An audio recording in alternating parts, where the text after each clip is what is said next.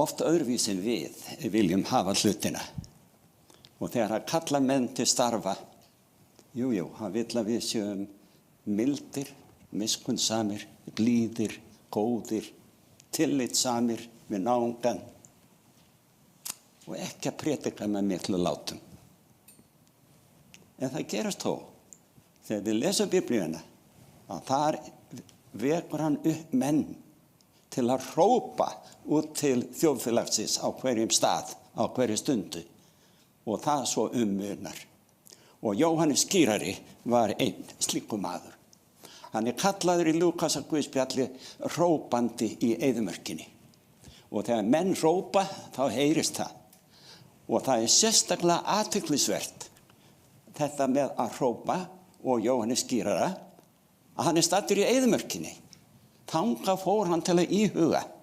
Og þar borðaði hann engisbrettur, sem eru fullar af prótíni, og hunang. Þetta var maturinn á meðan hann var í eyðimörkinu tíma. Og fólki fór til hans að huga að þessu manni. Hvað á seiði þarna út í eyðimörkinni? Hugsaðu margir. Þeir vildu fá að vita. Og fólki það heyrði boðskap. Og það svo munaði. Og þið eftir að komast að raun það að Jóhannes skírari predikaði þó að líf hans var í hættu. En það var að tekina lífi fyrir predikun sína. Það segir þarna í Lúkas í 3. kapitúla, þá kom orð Guðs til Jóhannesar Sakaríassonar í óbyggðinni, sjáðu þið?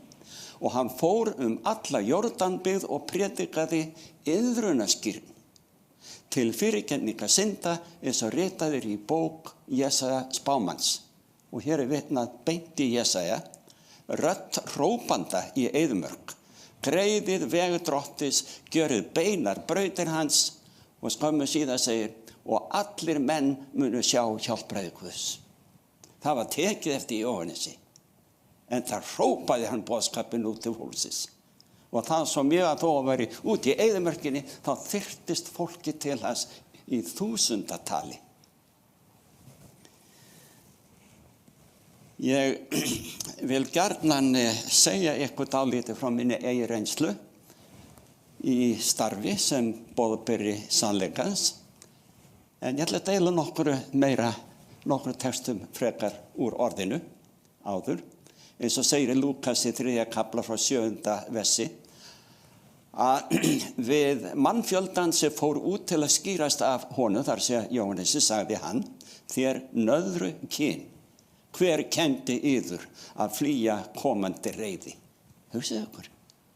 Mundi nokkuð prestur hér á landi fá að boða svona í hvaða kirkjudeildi sem að kanna að tilheyra eða predika, að kalla leiðtoga þjóðarinnar nöðru afkvæmi?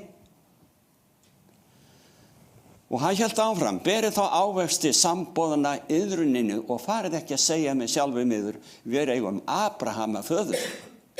Ég segi yður að Guð getur vakið Abraham börn af steinum þessum. Sko, Ísraelsmenn, þeir vissu að þeir höfðu verið útvaldir af Guði almáttugum til að vera þjóð á meðal þjóðana til að færa þeim öllum fagnaðarerindið komandi frelsara, Jesú Krist. En þeir fóru út í það smátt og smátt með tíðina að líta á sig sem slíka forréttinda þjóð að aðrir, þeir nytu ekki blessunar Guðs eins og þeir. Að aðrir hefðu ekki tækifæri og forréttindi sem að Guð bauð öðrum. Og þarna skjátlaðist þeim, því að Guð býður allt til besta í alheimi hans, öllum til handa ef þau bara vilja þiggja. Svo segir áfram þarna í 9. versi, og það Jóhannes sem predikar, öxin þegar lögða rótum trjánna og hvert það tré sem ber ekki góðan ávöxt verður upphöggvið og í eld kastað. Hér verður að tala fólk, en ekki venjulega gróður. Og mannfjöldi spurði hann, hvað eigum við þá að gera? Sko, hann virkilega talaði til þeirra, svo að þeir stungust í hjörtun. Jóhannes var engin venjulegur predikari. Förum yfir í 7. kafla hjá Markúsi og þar sagt frá því hvernig prédikun Jóhannesar var til þess að hann var tekinn af lífi. Frá 17. versi í 7. kaflanum segir að Herodes hefði sent menn að taka Jóhannes höndum, fjötra hann og varpa í fangelsi. Hvers vegna? Vegna Herodíasar, konu Filippusar, bróður síns. Hann hafði gengið að eiga hana.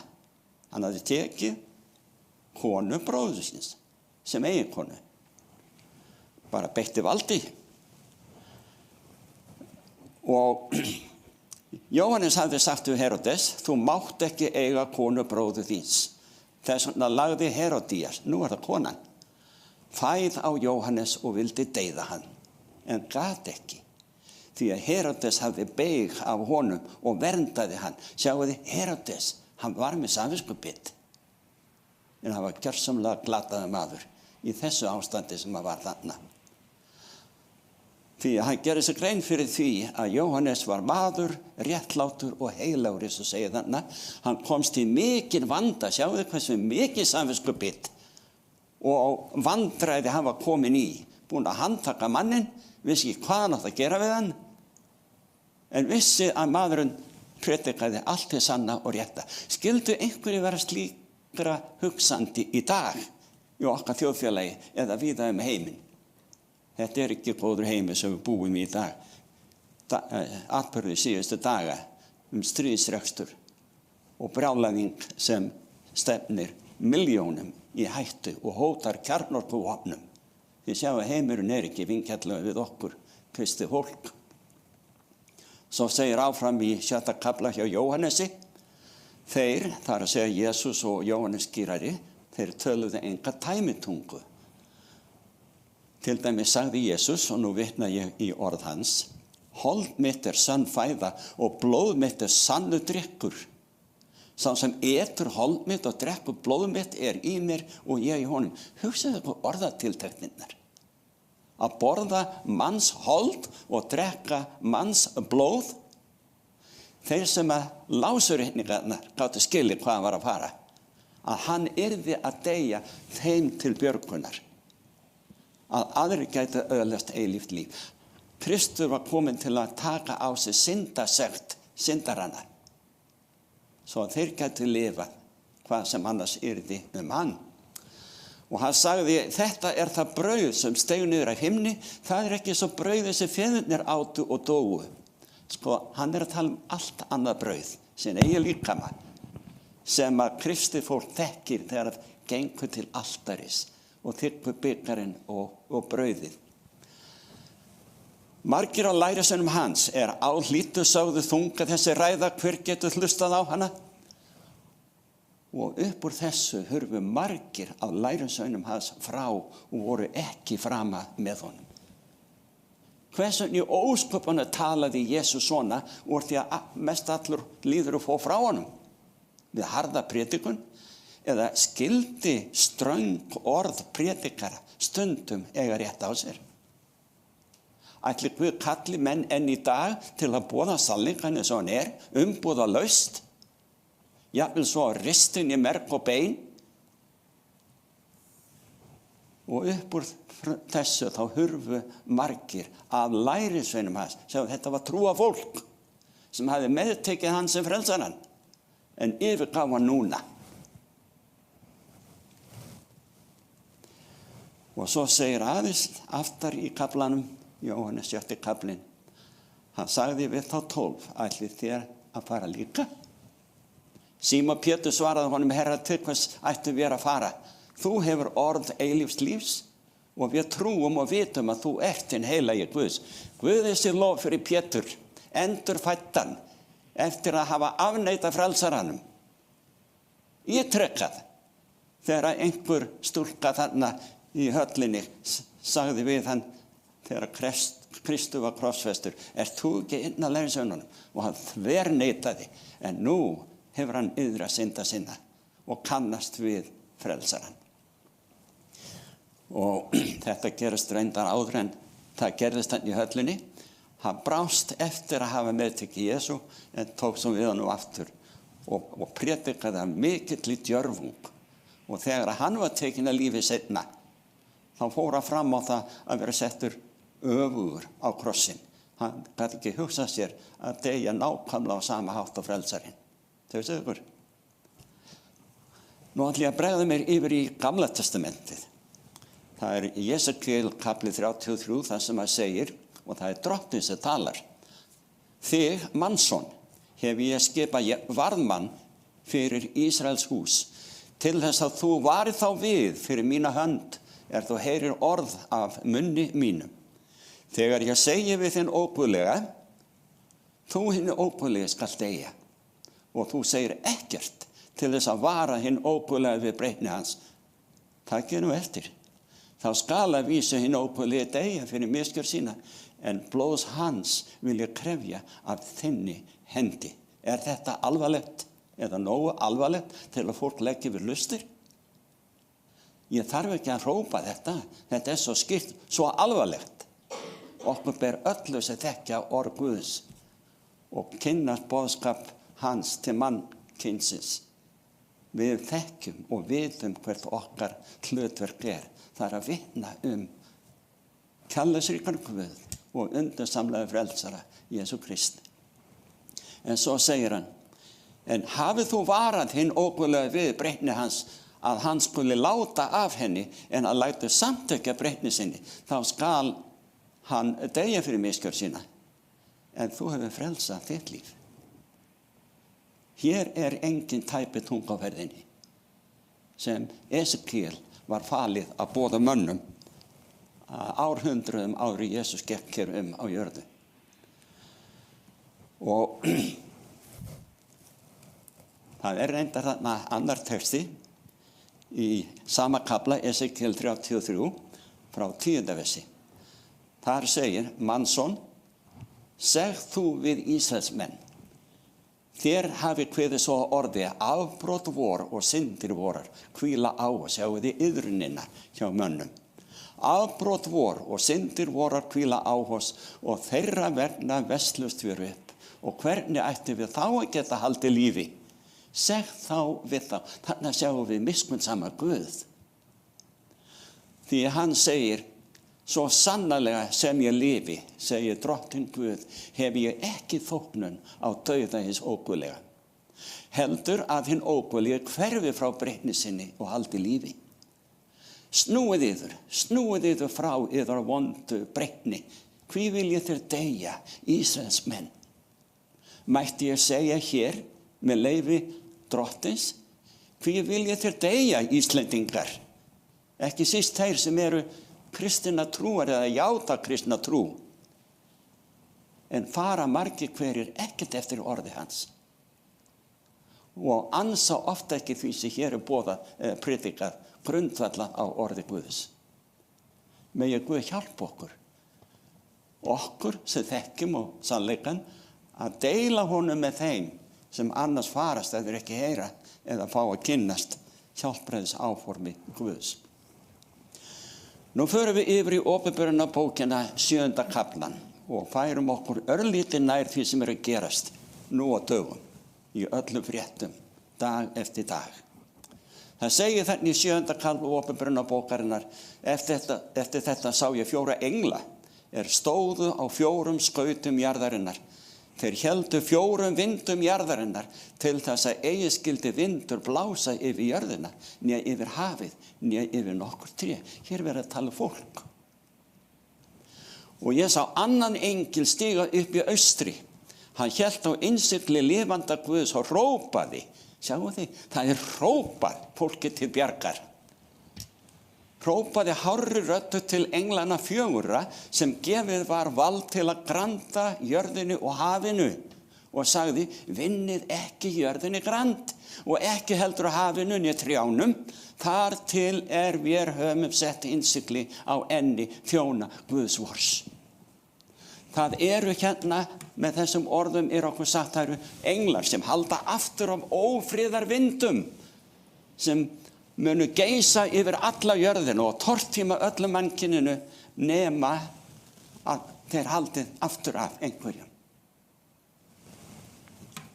Og það á fyrst áður en að þessum loka atburðum og eyðingu kemur, að þá þarf að innsigla þá sem að virkilega tilheyra Guði almáttugum. Þeim sem að hafa meðtekið Jesú Kristi frelsara sinn. Það ákveðið tímisettur og Jesús sagði, enginn veit daginn og stundina hvenær mannssonurinn kemur, sem hann sjálfur, nema Faðirinn einn. Það föðurins á himnum að ákveða hvenær Jesús leggja stað til jarðar til að sækja fólki sitt. Þangað til eru englar, voldir, sem halda aftur af ófriðar vindum á meðal manna. Þar til það vitað eilíflega hverjir verða horfnir og hverjir ekki. Því þá búið að innsigla þá. Áður vindunum sleppt lausum. Ófriða vindum. Þið þekkið öll, ef þið hefði lesið eitthvað í Guðspjöllunum, að í 24. kafla Mattheusar, þá spyrja lærisveinarnir Jesú Kristi, hvenær endir veraldar? Og Jesús svarar þeim og segir frá 7. versi, þér munu spyrja hernað og ófriðartíðindi. Hvað heyrum við í dag, vinir? Þér munu spyrja hernað og ófriðartíðindi. Gæti þessa skelfast ekki, þetta á að verða, en endurinn ekki þar með komin. Það veit enginn hvenær Kristi kemur. Ekki setja neina dagsetningar. Ef við skulum búa okkur undir það, svo geti komið á morgun þess vegna. Hann segir, þjóð mun rísa gegn þjóð og ríki gegn ríki, þá verður hungur og landskjálftar og ýmsum stöðum. Allt þetta uppafæðingar hríðana. Það mætti ætla, það mætti líta á þennan ófrið í Úkraínu núna í dag. Þetta bara byrjunin. Þá ættir að gerast mikið meira. Hvað sem það annars verður. Og svo frá 12. versi segir, og vegna þess að lögleysi magnast, þetta eitt af táknunum líka. Mun kærleikur flestra kólna, sá sem staðfastur allt til enda, mun hólpin verða. Og þetta fagnar erindi ríkið verður predikað alla heimsbyggðina, öllum þjóðum til vitnisburðar. Og ég leyfi mér að segja, boðunarkirkjan var til þess að hjálpa til við þessa boðun. Og ég ferðast sumstaðar erlendis og það gleður mig að heyra röddina, vitnisburðina, predikanir, hugleiðingar og hvaðeina frá útvarpi boðun í ýmsum öðrum löndum. Mér sagt að trúsystkini að hlusta í Ástralíu, í Kaliforníu, á Norðurlöndunum. Þeir að hlusta á okkur. Í gegnum tölvutæknina getur fólk hlustað á það sem hér boðað og predikað. Talsmenn Guðs á jörðu hafa alltaf verið fáir og hlutverk þeirra oft erfitt. Nóu predikaði í 120 ár og aðeins 8 manns létu frelsast. Þetta stendur allt í Biblíunni. Jesús kenndi mönnum í 3,5 ár, síðan var hann líflátinn. Hugsaðu ykkur. Allir lærisveinar Krists nema einn, Jóhannes, voru teknir að lífi fyrir trú sína, fyrir boðskapinn sem þau predikuðu. Og ég enginn spámaður Guðs, ég enginn frelsari en síður. En ég hef upplifað eitt og annað. Og ég ætla að deila því með ykkur í dag. Það eru sumir sem hafa heyrt þetta áður. Það eru líka aðrir sem eru hlusta nú á öldum ljósvakans sem heyra frá þessu sagt í fyrsta sinn.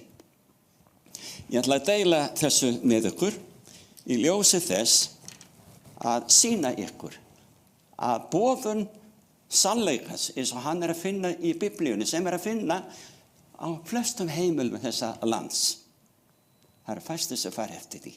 Og þess vegna þarf að rópa hátt svo að boðskapurinn heyrist og berist út til landsmanna. Ég sjómannssonur, ólst upp aðalega á Suðurnesjum. Pabbi var sjómaður á opnum trillubáti og reri daglega þegar það gaf á sjóinn. Mamma var ljósmóðir og ferðaðist víða dag og nótt og vakti við sængur konum, hjálpa þeim við barnsburðinn á hverju stað. Og hennar starf var ekkert fólki í því að senda sengukonurnar eitthvað í burtu eftir burðin, eins og gert oft á spítalum í dag, bara farðu heim eftir 1 eða 2 daga. Hún vakti yfir þeim viku eða 2 í einu og yfirgaf þeir ekki nema að það var mjög óhætt. Þannig ólst ég upp við bara kristnina eins og þekkist á Íslandi í dag. Þegar ég var 15 ára, þá gerðist ég nemandi á Hlíðarskóla. Og þá komst ég að raunum að þar kendu menn allt annan boðskap sem biblíulega sannleika heldur ég hafði alist upp við. Og ég hugsaði með mér, býtum við, þetta er ekki alveg rétt hjá þeim. Til dæmis með hvíldardaginn. Það var hægt að finna þetta í biblíunni, það er sunnudagurinn. Og ég fór upp á herbergi að lesa og las dögum saman. Og ég komst að raunum að aðventistar hafði nákvæmlega rétt fyrir sér. Þeir boðuðu sannleikann hvíldardaginn sem er laugardagurinn, 7. dagur vikunnar, til minningar sköpun mannkynsins og veraldar. Það var annað boðskapur sem þeir kendu sem vakti furðu mína, að dánir lifa áfram eins og ekkert hafi skorist. Ég fór að lesa og ég hef til dagsins í dag aldrei geta afsannað þann boðskap biblíunar sem aðventistar boðuðu þá og boða í dag, að dánir veit ekki neitt fyrir Kristur kemur og reisir þá upp til lífsins. Þetta var til þess að ég fylltist áhuga. Ég vil gera eitthvað svona, að fræða aðra það sem er satt og rétt. Og þetta var til þess að við Lilja, kona mín þá, hún sefur í gröf sinni núna og bíður uppreissu sem frelsarinn mun veita henni og mörgum öðrum innan skamms. Við ákváðum að fara til Bandaríkjanna að læra í 1 ár, fræðast í biblíunni og svo við getum komið heim aftur og frætt aðra. En þetta urðu 4 ár, það var svo margt að læra. En eftir 4 ár hélt okkur engin bönd og við fórum til Íslands að hjálpa til að boða og predika. En það fengum við kall til þess að gera starfsmenn aðventssafnaris á Íslandi og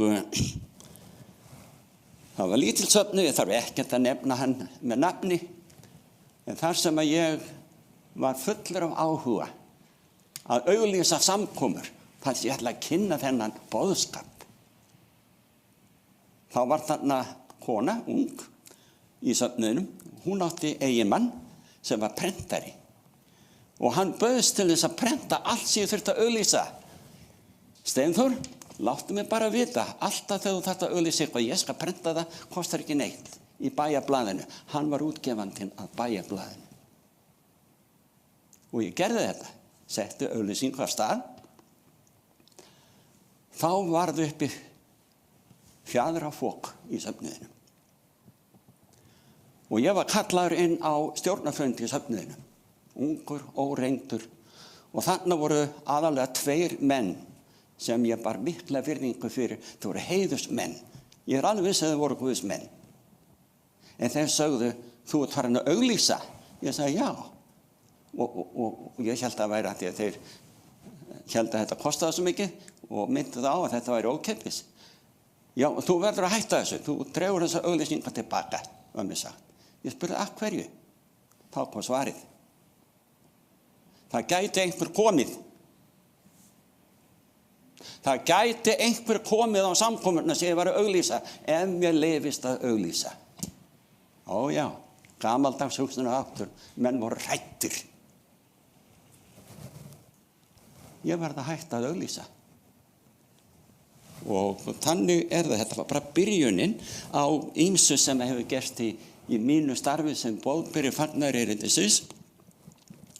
Og það sneri stundum aðferði við að boða og stundum við fjáröflun. Því að menn sáu bara, við þetta kostar peninga og þetta líka. Nei, ekki fara út í svona. En það gerðist þarna á okkar vegum, og þegar ég segi okkar, að þá er ég að tala unga fólkið í söfnuðinu. Við tókum okkur saman, nokkrir ungir nýjir starfsmenn, safnaðuris, og aðrir piltar og stúlkur, stofnuðum átak sem að héti sameinað átak, því að við höfum flestir verið nemendur á Hlíðarskóla, þótti vænt skólan og við vildum byggja sundlaug. En þá var þess að fjandi væri laus í söfnuðinu.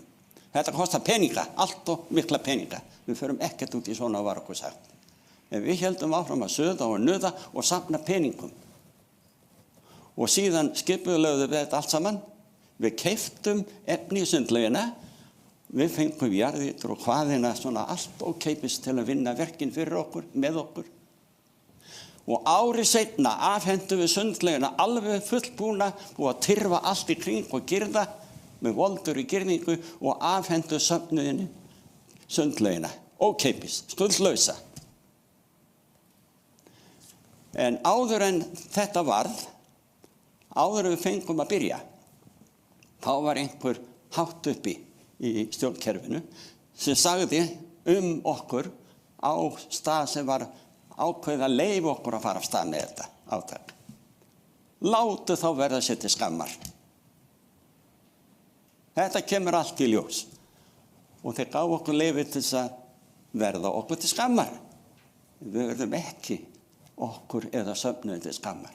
Sundlaugin var þarna og 20-25 ár var sundlaugin þarna og notuð af mikilli ánægju af nemendum og öðrum sem þarna komu. Það er engin sundlaug þarna í dag. Því enginn hefur haft fyrir því að haldinni við varð ónýtt. Að því að menn mistu trúna á að hægt væri að viðhalda því sem Guð hefði gefið okkur og blessað okkur með. Ég nefni þetta vegna þess að það kostar peninga boða fagnaðar erindi. En áður ég kem að því, þá ætla ég að segja frá einhverju sem gerðist hjá mér í sambandi við viðskipti við söfnuðin í Nígeríu, í Afríku. 7. dags aðventista, ég var kallaður til þess að hjálpa þeim skipuleggja starfið og þannig voru 200 söfnuðir sem voru undir minni umsjá. Og mikil áskorun. Og ég naut hverjar mínútu, hvers dags ég var þarna í 4 ár. Og svo var það einhver tíman að það kom upp ósætti á milli 15 safnaða þarna í einu svæði í Nígeríu og annara 15 safnaði í öðru svæði. Og ráðamenn í þessu svæði hérna megin, þeir vildu fá höfuðstöðvar sem þýddi bara þeir hefðu sína eigin stjórn fyrir sína 15 söfnuði en væri ekki stjórnað af stjórn hins svæðisins. Þetta var hápólitískt innan og utan safnaðarins. Og ég ákvað að skipuleggja þetta svæði hér og veita þeim þau forréttindi að hafa sína miðstöð eins og allir aðrir eða safnaða kjarnar annar staðar í minni misjón. Þá var mér og minni fjölskyldu hótað lífláti. Nei, þetta voru ekki vondumenn sem gerðu það. Það var engin Pútín að hóta mér lífláti þarna. Heldur kristni leiðtogar í aðventssöfnuðinum í Nígeríu. Þeir hótuðu mér og konu minni lífláti ef ég léti verða af því að skipuleggja starfið þarna með höfuðstöðva þar. Ég spurði presta sem voru þarna, reyndir innfæddir prestar, á ég að taka þetta í alvöru þetta hótunarbréf? Þeir sagði já. Þá fór ég með bréfið til lögreglustjórans yfir þetta stóra svæði allstaðar hérna í höfuðborginni líka í þessu landsvæði. Og ég spurði hann, ég sýndi honum bréfið, heldur þú að ég ætti að marka á þessu bréfi? Þegar hann las það og sagði, já, það er eins gott fyrir þig að gera það. Ég þekki mitt fólk. En ég var ekkert á því að hætta við. Og þegar að menn sáu að ég ætla að fara og skipuleggja starfið og viðurkenna þessa söfnuði hér eins og alla aðra söfnuði, gera þeim öllum jafnt undir höfði. Þá ákvað lögreglustjórinn á eigin spýtur að senda 2 vopnaða lögreglumenn með mér og fjölskyldu minni því að kona vildi endilega fara. Og þegar dóttir okkar, allir ekki verið 7 ára þá, þegar hún heyrði, komst að því, við sögðum henni minnst af þessu, að við værum að fara þarna og þetta væri hættulegt, þá sagði hún, ef að þið deyið þá ætla ég að fara með ykkur og deyja. Svona getur lífið verið fyrir þá sem að boða fagnaðarerindið. Við fórum, það komu þessi 2 vopnuðu menn með voldugar vélbyssur með sér, einkennisbúningi, og annað þeirra sat í mínu bíl og hinn í stóri rútu sem var full af prestum og starfsmönnum safnaðarins og þeirra áhengendum, það er að segja ættingum, og þeir vildu allir koma. Við erum svona 70-80 mann sem komu þarna í fylgdarliði með, þeir vildu varðveita prestin, formannin fyrir þetta starf, Steinþór Þórðarson. Og þeir voru svo vissir að það lægi hætta einhvers staðar þarna í skóginum. Við myndum þurfa að aka í gegnum skógin. Þeir völdu fáfarna leið.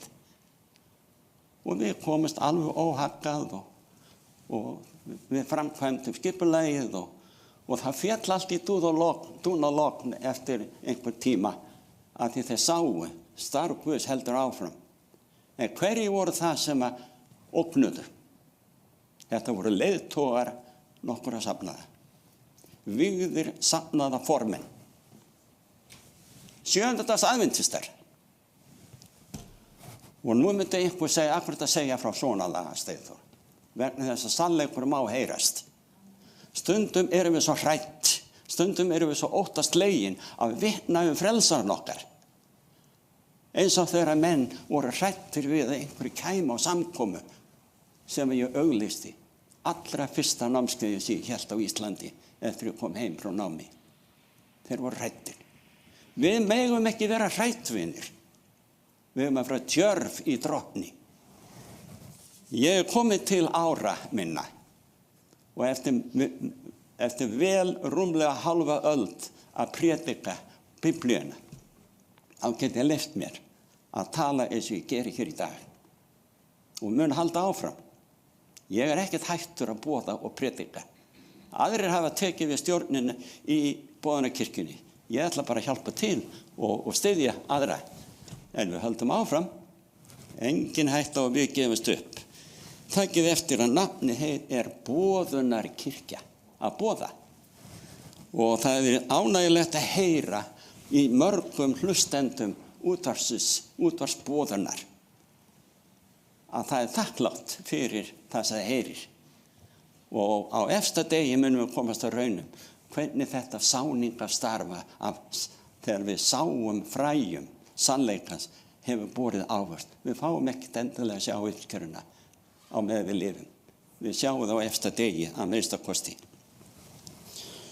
Nú svo kom ég heim eftir 10 ára störf og nám erlendis áður ég kom aftur heim. Og þegar að við komum heim, það var árið 1988, þá var það frá Zimbabwe, því að ég var á 2 stöðum. Og eitt af því sem var fyrsta verkefnið fyrir mig að gera var að halda námskeið og miða að því að stofna söfnuð einhvers staðar annars staðar, svona á Stór-Reykjavíkursvæðinu eða utan við. Og það kom bréf frá alheimsstarfinu, það er að segja aðalstöðvum aðventista í Bandaríkjunni fyrir allan heiminn. Bréf sem var sendt út til allra safnaða allan heim, miðið að því að stofna annan söfnuð. Og þetta var ég beðinn að gera hér, að formanni starfsins hérna þá. Og gerði það með mikilli ánægju. En þá var fjandinn laus aftur. Því að mörgum fannst þegar það var myndaðis kjarni hér í Hafnarfirði. Áhugasamt fólk sem vildi fá að tilheyra söfnuði og þá var komið grundvöll. Guð var að svara bænum okkar. Hérna getið þið sett nýja söfnuð aftur. Af því hér var einu sinni söfnuður fyrir 100 árum eða svo. En þetta byggðist þessi misskilningur, byggðist á því að það sem átti að miða að safnaðarstofnun viðsvegar heiminn, nýja söfnuði, þá myndum við þurfa að fá eins og 2 hjón tvær fjölskyldur, rótgrónar í aðventsöfnuðinum til að mynda svona byrjun að kjarna í nýja söfnuðinum. Og þetta var gert hér í Hafnarfirði. Þá sögðu sumir á meðal hinna heilugu, og þegar ég segi þetta hinna heilugu, ég gerði það alveg í sama skilningi og Guð í Biblíunni kallaði marga synduga leiðtoga hinna heilugu. Og hinna heilugu eru kallaðir, þeir sem eru kallaðir, helgaðir, en eru oft, misjafnir leiðtogar. Að mörgum fannst við vera að kljúfa aðalsöfnuðinn í Reykjavík. Vegna þess að stofna nýja söfnuð í Hafnarfirði. Ég var beðinn að gera þetta. En formaðurinn sem baði mig að framkvæma þetta sem beiðni alheims samtakana í Washington. Hann sagði aldrei frá því, ég baðast ennþá að gera þetta. Og þess vegna fannst mörgum eins og ég væri bara að stofna nýja söfnuð til að kljúfa hinn söfnuðinn. Meira að segja að boðunarkirkjan ekkert klofningsframboð eða klofningur út úr hinn söfnuðinn. Við héldum bara áfram að predika. Ég kem að því nánar. Söfnuðurinn varð til og aftur var tekið til við að safna fjármunum til að byggja kirkju og kaupa húsnæði svo við getum starfað eðlilega. Og aftur var sagt, þetta ekki hægt, þetta svo vitlaust að gera þetta. Og með reynsluna frá sundlauginu forðum, þar sem að nokkrir ungir eða ung fólk byggði sundlaugina og skuldlausa á einu ári og afhendi þess að gefa söfnuðinum. Þá gætum við alveg gert það hér í Hafnarfirði. Og það varð. Þá voru ýmsir góðir einstaklingar, meðal annars úr aðventsöfnuðinu sem gáfu í þetta, við söfnuðum peninga líka. Og við gátum stofna söfnuðin og kirkjan kom til sögunar fljótlega. Það var loftsalurinn. Ég vann við það ásamt Trausta vini mínum, sem þá var gjaldkeri safnaðarins og Pétri, að setja upp skilti loftsalurinn á húsi þarna næst Fjarðarkaupum. Þetta var yndislegt starf. Við keyptum þarna algjörlega ráan og óinnréttaðan sal og settum veggi hér og þar og þetta er fallegu salur. Og ég gæti sagt ykkur alveg bara margar sögur það hvernig menn komu bara inn á götunni og fóru að verða þetta fyrir sér og sögðu, akkur þú að vinna þetta Steinþór? Látt þú okkur mennina, fagmennina sem erum að byggja önnur húsnæði og stórbyggingar, akkur lætur okkur ekki gera þetta? Og þetta gerðist. Og við afhentum þegar við loksins fengum leyfi til þess að kaupa þetta alveg rátt og áttu svo eftir innrétta það. Þá afhentum við húsnæðið aðventssöfnuðinum á Íslandi eignina algjörlega skuldlausa. 1 ári eftir að við byrjuðum að byggja eða sem þetta innrétta það. Og löngu seinna að þá gerðist það að ég segi ekkert löngu seinna, það í framhaldi að þá var Steinþór Þórðarson rekinn sem prestur eftir 35 ára starf. Mér var sagt af kunnugum hátt uppi í söfnuðinu, þetta var afbrýðisemi og ekkert annað. Og ég spurði bara, öfunds ekki út í hvað? Og það var einu sinni ungu prestur. Hann sagði við mig, Steini, við vorum góði vinir. Ég myndi aldrei þora að gera það sem þú ert að gera. Og ég spurði, af hverju? Að vitna Jesú Krist. En það bara svona, menn eru hræddir oft og einatt. Við megum ekki vera hrædd þegar þú eignar sannleikann í orði Guðs og þetta verður hluti af þínu lífi. Þá máttu til með að deila þessu sannindum með öðrum. Annars mun drottinn krefjast þíns blóðs af þér, af því að þú sinntir ekki kallinu að vitna fyrir öðrum. Það var kominn breskur formaður hérna þegar ég var rekinn. Kallaður inn einu sinni og ég vissi ekki til hvers, hann var með að koma á skrifstofuna. Hann setti upptökutæki á skrifborðið hjá sér og sagði, ég vona að hafi ekkert á móti því ég tek upp allt sem hér fyrir á milli okkar í dag. Ég sagði, það er allt í lagi. Og svo sagði hann, og ég vitna orðrétt í hann, á næsta fundi sem verður, það var eftir 2-3 daga, þá ætla ég að leggja til við stjórn samtakana á Íslandi að þér verið sagt upp störfum. Svo þagði hann, beið eftir svari frá mér, ég þagði. Hann spurði, ætlaðu þú ekki að segja eitthvað? Ég sagði, nei. Og svo spurði ég, nokkuð fleira? Nei, sagði. Og ég gekk út. Og ég var að hugsa eftir að þetta gerðist.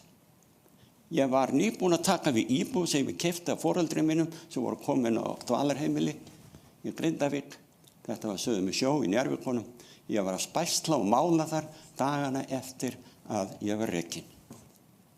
Og ég var að hugsa, drottinn, var þetta misskilningur hjá mér að ég held að ég veri kallað til starfa fyrir málefni þitt á Íslandi? Ef að þetta eru mistök hjá mér, segðu mér það þá. Og ég skal aldrei predika aftur. En ef þú vilt að ég halda áfram, viltu þá sýna mér það, alveg ótvírætt, því að ég get ekki leyft mér að vera í efasemdum alla tíð hérðan í frá. Ég verð að vita hver þinn vilji, drottinn, og ég að spæsla og mála og slípa með að ég að tala við drottinn. Ég tala oft við hann upphátt. Þá hringi síminn. Ég man ekki hvað það var einu klukkustund eða 2 eftir að ég flutti þessa bæn. Og ég beði að koma að predika næsta hvíldardag og ég segi, hvernig er það hægt? Ég hef ekki ræðustól lengur. Veistu ekki að það er búið að reka mig? Jú, en við skulum sjá fyrir því, sagði hann. Já, en hvar, sagði ég, hvaða húsnæði? Já, við sjáum fyrir því líka. Og þá sagði ég, Pétur við, já, ég skal gera það. Og ég hugsaði þetta og þetta er svar Guðs, halda áfram, hvað þessu tautar. Og þannig var Boðunarkirkjan til. En það er eitt enn. Stundum er maður alveg rasandi yfir því. Af hverju eru menn svona þröngsýnir og vantrúaðir á meðal hinna trúuðu? Að það fréttist til þess leiðtoga, þessa breska sem þá satt við stjórnarborðið í Suðurhlíð, að ég væri farin að predika aftur einhvers staðar og hann skrifaði mig bréf og í bréfinu stóð, ef þetta er rétt að þú sett farin að predika, viltu segja mér það? Og ég ætla að láta taka af þér vígsluna. Ég var vígður mörgum áður sem prestur. Ég ansaði þess ekki. Ég var bara að fá svar frá Guði og hélt áfram, það var ekkert úr þessari hótunar. Og mér fannst rétt að deila þessu með ykkur í dag og ekki síst hlustendum útvarpsboðunar út í þjóðfélaginu. Því það hefur oft komið til okkar fólk og spurt, af hverju komið ekki aftur? Þá á ég oft það til að segja, hafið þið ekki heyrt eða vitið ekki það ég var rekinn fyrirvaralaust? Og já, en komdu bara aftur, komdu aftur. Og ég hef alltaf sagt við viðkomandis að þannig hafa spurt, af hverju getum við ekki starfa saman eins og aðvendist að gera erlendis, mjög víða, með öðrum sem eru sjálfstæðir, bara prívat menn sem að stofna sitt eigið boðunarstarf. Fyllilega í samræmi við Biblíuna. Og ég sagði, ef við getum unnið saman, þá getur Guð komið öllu öðru til leiðar og læknað allt upp og nýtt. Og ég vil í lokin segja það hér, vinir, ég er eilíflega þakkláttur aðventssöfnuðinum á Íslandi fyrir það að hafa frætt mig boðskap Biblíunnar og sem var til þess að ég fór að boða öðrum og þannig var Boðunarkirkjan til. Það getur enginn tekið af mér þá sannfæringu að Guð hafi notað aðventssöfnuðin til að leiða mig inn í sannleika Biblíunnar. Og ég mun halda áfram þar til ég er allur að halda áfram að boða. Magne, bara láttu mig vita og ég mun predika og boða. Því það er svo mikið að segja fólkinu frá af blöðu Biblíunnar. En útvarpsboðun er röddin í eyðimörkinni á Íslandi. Ísland er eins og eyðimörk þegar kemur að hinu trúalega eða biblíulega sannleika. Því að almenningur á Íslandi þekkir ekki Biblíuna almennt talað. Biblían safnar ríki á hillum margra heimila. Boðun, útvarpsboðun, FM 105,5 eða 104,9 á Akureyri og í gegnum tölvu tæknina að boða sannleikann á Íslandi og reyndar allan heim. Megi Guð hjálpa okkur að vera djörf í drottni.